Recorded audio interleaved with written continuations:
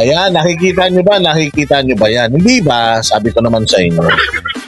Di ba sinasabi naman namin sa inyo ni Banatbay na yung mga punyetang nag-aakusa, sila yung mga malamang sa malamang alam yung krimen na inaakusa nila. Kaya nga sila nag-aakusa kasi sila yung gumagawa nun eh. So alam nila yung kalakaran.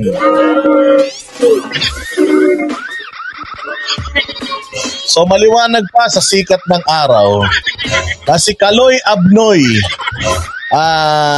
nagbalik loob na po mga bossing. Bula ng bula ang bibig ng punyetang baklang ito. Sabi ko sa inyo, kung sa kasarian niya, siya'y litong-lit. Hindi niya alam kung siya ba'y girl, boy, bakla, tomboy. Hindi niya talaga alam kung anong kasarian niya. Sigurado litong-lito rin siya sa kanyang mga analysis. Hindi niya alam kung ano ba ang i-analysis niya, yung analysis ba niya? Hindi niya alam kung siya ba ay Marcos loyalist pa din? Kung siya ba ay DDS na? Kung siya ba ay Sconian na? Siya ba ay dilawang tae na?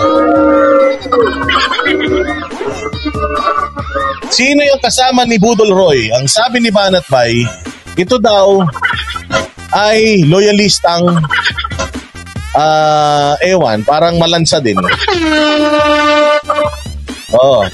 So ayan, syempre M2M sila mga bossing. M2M. Ayan. So ngayon, yung mga dating nakinig sa punyetang ito na ang Banateros daw ay bayaran ni Lisa's mugs, na bumaliktad na, hindi na DDS. Ayan, mga bossing, siya ngayon ay sikat na sikat sa kampo ng mga dilawang tae, ay di pala, ng mga tanso at mga insemada na punyemas, walang mae-content sa iniidolo nila.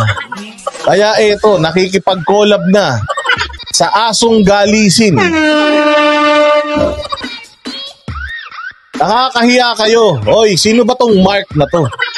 Hoy Mark, alam mo ba na binaboy-baboy kayo ng animal na yan nung sila ay lumipat, nung sila ay bumaliktad, tumalikod doon sa inyong idol na si BBM?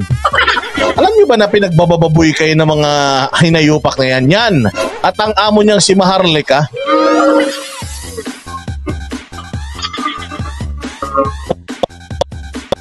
Tapos ngayon, kinukolab nyo pa anak ng tinapay Mark Ramos.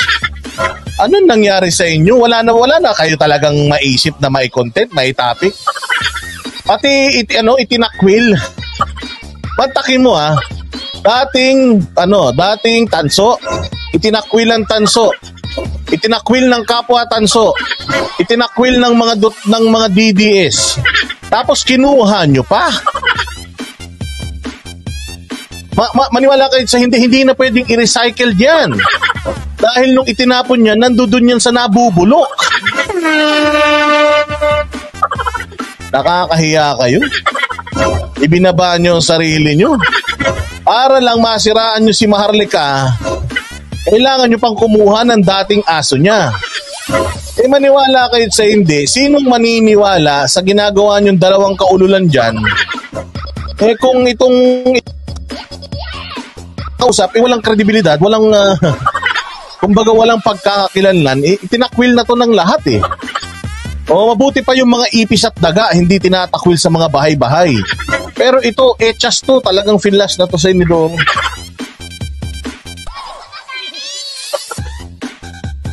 Kaya nako, nakakahiya kayo. Talaga naman, ang mga tanso, wala na kayo talagang pinagkaiba sa mga dilaw. Walay na. Ibang klase Ano yan? Nag-SOP kayo? Ano yan? Nag-BB-jackal kayong dalawa? Ano pinag-uusapan nyo dyan? Kung paano mambubudol si Budol Kaloy Abnoy sa mga followers yung mga tansong tanga?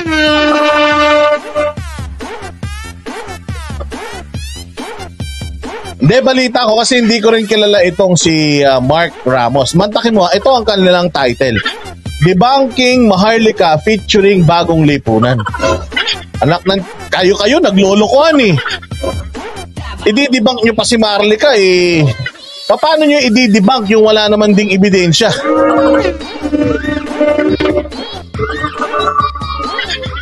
Walang hiya oh.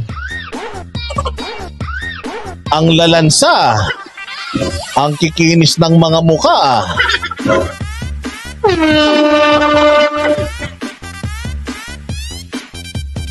Dito mo talaga may masasabi na itong mga to talagang kainan lang din ng suka.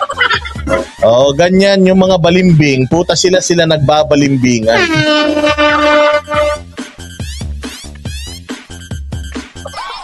At dahil itong mga tulok na ito ay walang maisip na magandang maiko-content doon sa mga ikinandidato nilang mga nasa gobyerno, ito ang gagawin nila. Diyan sila expert. Yung pag-usapan yung buhay ng may buhay. Yung pag-usapan yung channel ng may channel. Punyeta kayo, wala nga pakialam sa inyo si Maharlika, hindi nga kayo sinasagot eh. Hindi ka nga kilala nun, Mark eh. Tama yung sinasabi ni Spencer, 69. Nagsusubuan itong dalawang to. Member din ba ng federasyon yan, Boss Dada? Ewan ko. Sabi nga nila, ang lalaki pag pumatol sa bakla, bakla na din. Mamaya sabihin niya, "Noy, Boss Dada, ba't mo ko sinasabihan bakla? Halikan kita dyan eh." Oy, Ninong Randel, how are you? Okay ka? La Jingsky, maraming salamat sa iyong pagpapamember. Hindi ko pa nakukonsume yung membership ko. Member ka na naman 19 months, ibang klase. Sabi ni Spencer Lacale, ang sa tingin daw niya magka-federasyon kasi mukhang naglalaway silang dalawa sa isa't isa.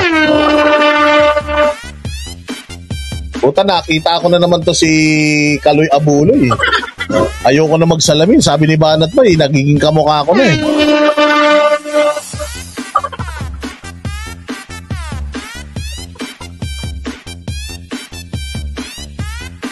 Ay nako. So ayan lang ang masasabi natin mga bossing sa mga yung mga nabudol neto ni Kaloy na paniwala sa kanya. Noong panahon na kami kanyang sinisiraan, hindi ba ang sabi ni Banat Bay, Trojan horse ito. Pakawala ito. Hindi ito DDS. Ito ay tanso. Nung in-expose na natin yung katarantaduhan nito, unti-unti umaamin na yan. Hindi naman talaga ako DDS eh. Yung mga iskonyan, mga budol eh. Oy, kanino ka na? Kung di ka DDS, iskonyan budol, kanino ka na? Sabi niya, para sa bayan. Ulul!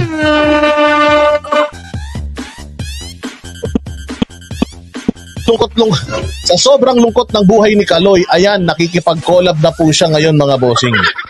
Kung kani-kaninong mga basura, siya nagpapalipat-lipat para maging relevant. Anong pinag-uusapan niyo dyan? Yung kasiraan ni Maharlika?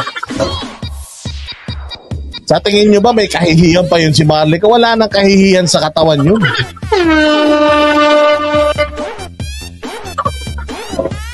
Kumbaga inilublob na ni Maharlika yung sarili niya sa malalim na kumunoy. Hindi niyo na pwedeng dumihan yung madumi. Hindi niyo na pwedeng siraan yung sira. Baka ito ngayon si Mark Ramos. Baka ito ngayon yung bagong magiging kasama ni Kaloy Abnoy sa pambubudol sa mga OFW. Sigurado naman ako alam ni Mark yung plano nito ni Kaloy Abuloy na mangbudol ng mga OFW. Para kausapin mo pa yan, Diyos ko, hindi na nga kita kilala, Mark. Hindi na nga kita kilala, binaba mo pa yung sarili mo ng ganyan. May isa pa akong kilalang Mark na na ganyan din. Anyway, so hindi po fake news. Yung analysis or yung analysis ni Banat Bay ay hindi po mahina. Saktong-sakto po yung analysis ni Banat Bay na ito si Kaloy Abnoy ay never umalis sa bakod ng mga loyalista. Siya pa rin po ay isang loyalista. Kasi talaga kung ayaw mo na sa mga loyalista at galit na galit ka sa mga nakaupo ngayon sa gobyerno, bakit ka makikipag-collab dun sa mga tagapagtanggol ng mga nakaupo sa gobyerno? Ibig sabihin, Kaloy, sanay na sanay ka na talagang kumain ng tae.